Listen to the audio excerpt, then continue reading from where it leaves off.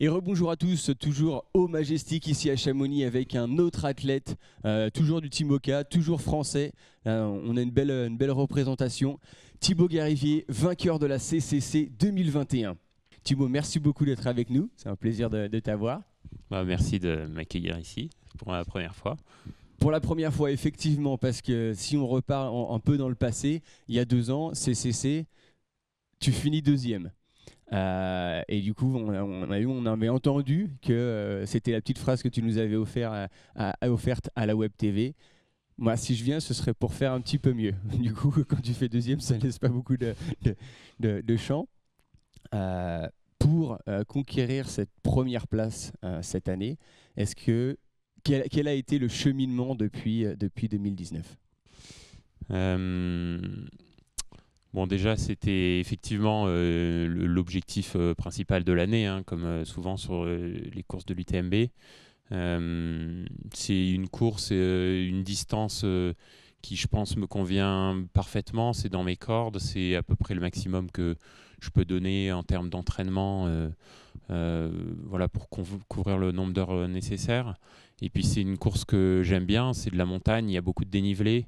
C'est pas extrêmement technique, donc c'est quand même une course assez rapide. Voilà, les montées sont raides. Je pense que c'est quand même vraiment un profil qui me correspond bien. Donc il y a 2 ans, j'avais fait deuxième avec voilà sur un premier 100 km, donc une première expérience avec quand même un Luis Alberto qui avait été particulièrement solide. Je pense que déjà c'était aux alentours du niveau du record de l'épreuve à peu près, hein, en fonction des différents parcours. Et bon, j'avais fini 8 ou 10 minutes derrière, ce qui était quand même assez raisonnable. Voilà, aujourd'hui, je reviens avec un entraînement un petit peu plus raisonnable, un peu plus raisonné, avec un nouvel entraîneur. Voilà, un objectif de peut-être pas chercher le pic de forme à 100%, mais d'essayer d'être plus régulier. Et donc, voilà, je suis venu avec aujourd'hui, hier, enfin, beaucoup d'ambition. Effectivement, c'était pour essayer de gagner cette course et puis d'acquérir encore de l'expérience sur cette distance. Visiblement, ça marche. Et j'ai une question, du coup. On t'a vu à un moment, effectivement, dans la descente après le grand col ferré, te regarder le coude, refaire un petit peu un bilan de santé rapide. On n'a pas eu les images de cette chute, mais visiblement, tu étais bien tombé. Est-ce que tu peux nous parler de ce moment dans la course ? Alors ça intervient juste après le ravitaillement de la Foulie, juste avant Pratfort, dans une descente qui est assez caractéristique, que tous les coureurs passent et reconnaissent bien. C'est cette descente toute droite en racine avant d'aller jouxter la route et de prendre à gauche. C'est drôle parce que c'est un moment où je me disais, je commence à voir Stian revenir. Je suis assez surpris de reprendre 2 minutes dans la descente alors que j'étais plutôt dans le contrôle. Et là, je me dis, justement, je fais un petit point et je me dis, bon, tout va bien, les jambes vont bien, l'alimentation, ça va, dans la tête, ça va, tout se passe bien, les apports en eau, en alimentation sont bons. Voilà, fais juste les choses proprement et là, boum. Et donc en fait, je me prends les pieds dans le tapis et je fais un plat ventre, donc ça me coupe la respiration. Et en fait, bon, pendant un éclair de secondes, je me dis la course elle est finie. Je me relève, bon, comme ça le fait souvent, respiration bloquée. Puis finalement, bon, je reprends un peu les esprits et je marche. Et puis en fait, là, de suite, je regarde derrière, je regarde plus devant. Je voyais les chaussures de Stian une quinzaine de secondes devant. Et là, je commençais à envisager déjà voilà, Louis et Thibaut qui étaient derrière. Voilà, gros changement de physionomie de course en fait dans ma tête pendant quelques secondes avant de faire voilà, ces premiers pas. Et en fait, assez rapidement, ça revient. Je me touche la côte, ça va. Et puis bon, c'est le doigt qui s'est un peu retourné et qui est finalement le plus douloureux, où je m'en apercevrai après dans la montée de Champé, où je ne peux plus vraiment me servir des bâtons. Donc là, ça m'inquiète un peu plus. Et donc je demande à Arthur et mon père qui me faisaient l'assistance de trouver un strip là pour vraiment les coller ensemble. Et puis vraiment, voilà, je voulais pouvoir me servir des bâtons. Et finalement, les côtes m'ont plus gêné de la course avec le sac qui maintenait, etc. J'en ai plus entendu parler, quoi. Au moment où du coup tu as pris la tête, euh,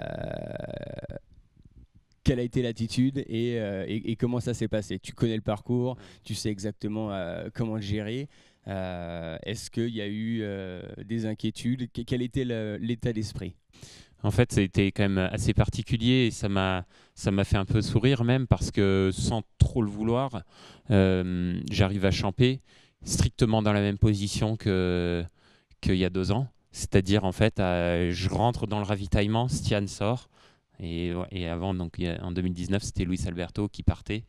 En 2019, j'étais vraiment bien. J'avais fait une très bonne gestion de première partie. J'ai décidé de ne pas rentrer tout de suite. Je ne me faisais pas d'inquiétude. J'avais aucun doute que je rentrerais. J'étais facile physiquement. Sauf qu'en fait, Luis, il était encore plus facile. et, et donc, en fait, tout simplement, quand il a démarré dans la bosse, je ne l'ai plus jamais revu de la course. Donc, il me prenait du temps dans les montées, dans les descentes. Donc là, cette fois-ci, j'ai pas voulu refaire cette erreur. Et rien que pour voilà, l'acquisition mentale, j'ai fait le petit saut pour rejoindre Stian sur les 2 km de route. Et ensuite, il a poussé vraiment très fort dans la montée roulante avant le raid. En fait, là, j'étais à bloc. Donc pendant 5 minutes, je devais être plus de 170 pulses. Et je me suis dit, il faut le garder. Bon, il m'a quand même fait sauter. Et en fait, dans le raid, voilà, j'ai ressorti les bâtons. Je vois je pense qu'il a quand même payé un peu l'effort. Voilà, assez rapidement, je vois qu'il commence à s'arrêter à boire dans les ruisseaux et tout. Je me dis, il a dû partir un peu léger. Moi, j'avais bien fait le plein. Donc, je décide de continuer ma marche bâton, bien efficace, en économie toujours. Il restait quand même 4-5 heures de course, donc on ne s'affole pas. Et en fait, à ce moment-là, c'est le moment où je fais le trou. Donc j'étais quand même assez surpris parce que je n'ai pas vu vraiment de signes avant-coureur comme quoi il était particulièrement fatigué. Et puis jusqu'à maintenant, dans toutes les montées, il me prenait plutôt du temps. Donc là, j'ai eu un premier petit sursaut en me disant, bah voilà, peut-être que c'est le moment où... Ouais, ouais, ça m'a bien servi. Et là, c'est le moment voilà, où je fais un petit peu l'effort là, pour revenir sur Stian. Et puis voilà, la descente où je l'ai décroché, où je descends sur la fork là. Donc voilà, ça a été le petit déclic où je me suis dit, ben voilà, là, pour la première fois, en fait, tu es en tête de la course.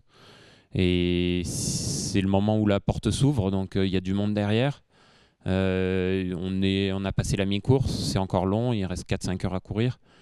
Mais voilà, en fait, encore une fois, je fais le petit check-up, tout va bien. Dans les montées, ça va bien, dans les descentes, je force pas. Tout est sous contrôle, en fait. Donc je me dis, il n'y a pas de raison. Voilà, laisse juste passer les heures, continue comme ça, et on fait le bilan à la prochaine assistance. Et puis là, du coup, ligne d'arrivée.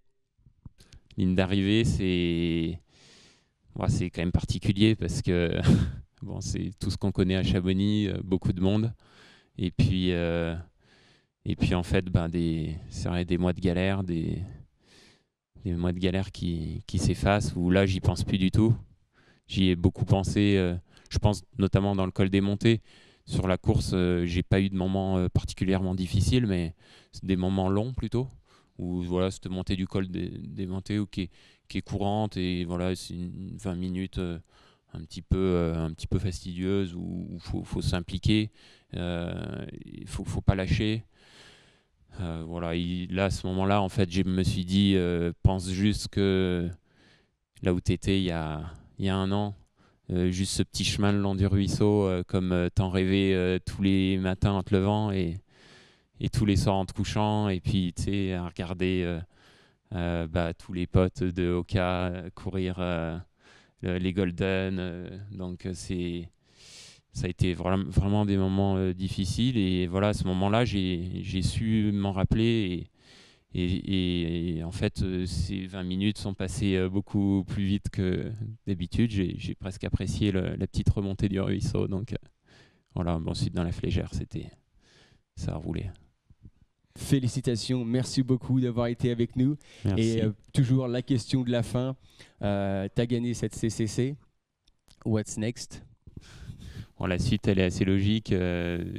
En fait, c'est sûr que si les conditions le permettent, au niveau professionnel, organisationnel, il y a de grandes chances que je sois sur l'UTMB l'an prochain. Voilà, c'est sûr que, en tout cas, je ne pense pas être au départ de la CCC l'an prochain. Ça semble être la suite logique, si tout le permet. Encore une fois, c'est vrai que c'est un investissement, une année véritablement tournée autour de ça. Donc, c'est pas une décision à prendre à la légère. C'est, je pense, même complètement un autre sport. Donc, c'est quelque chose un petit peu à réfléchir en amont, et sans précipiter les choses. Mais c'est effectivement l'idée, ouais. Toujours réfléchi notre médecin, la tête et les jambes. Et ben en tout cas, quelle que soit la décision, on souhaite le meilleur et on espère te revoir ici dans les mêmes conditions. Merci Thibaut. Merci à toi.